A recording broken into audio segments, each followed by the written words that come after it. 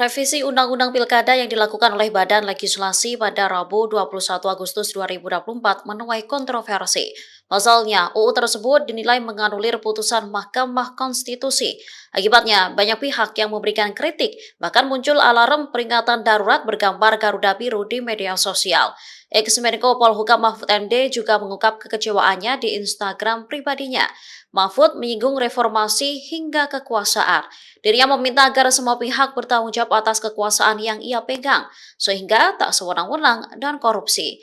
Ia juga meminta agar semua pihak berhati-hati sehingga tak terjebak ke dalam situasi seperti sedang menunggangi singa liar.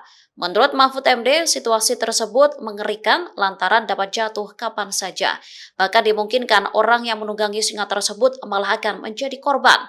Oleh karenanya, ia meminta agar menjaga kekuasaan dengan menegakkan konstitusi.